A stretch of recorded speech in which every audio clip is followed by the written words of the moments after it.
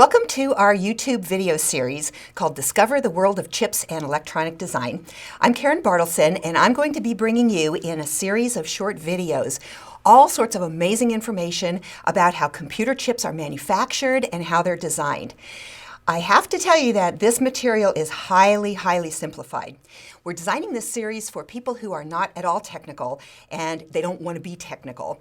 But yet, for some reason, you have a need to understand what the world of chips is all about, how computer chips are made, how they're designed, and sort of bring home to you this amazing experience of what high-tech is all about.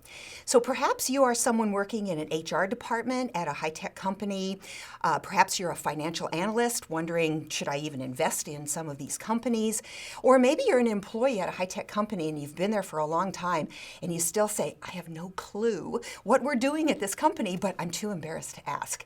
And actually, this series was put together, I'd say probably about 15 years ago, when people at my company, Synopsys, came to me and said, you know, we're technical, we're very experts in the legal department or in purchasing or in staffing, but we really don't want to go ask the engineers what this business is about because they will blow us away with jargon and acronyms and technology, and we really don't need that.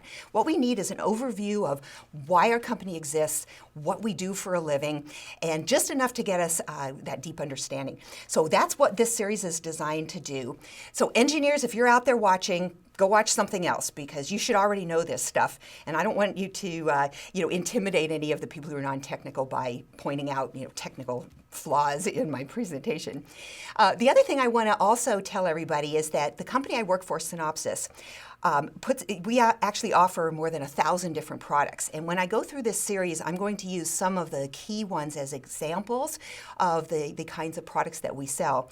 But keep in mind that Synopsys is one of hundreds of EDA companies in the electronic design automation is what EDA stands for. And so I'm not trying to slight any of the other companies out there in the EDA industry, but because I work for Synopsys, I'm very familiar with this stuff. That's why I'm using those examples. This is not going to be an advertisement, I promise. So again, highly generalized, welcome on non-technical people, and we hope you enjoy this series. The purpose of this class, or this series of videos, is to have you develop a basic understanding of what a semiconductor is. Don't worry, I'm going to tell you what a semiconductor is in a few minutes. And you will know more at the end than how just to spell EDA. And you spell EDA, EDA. So now you know.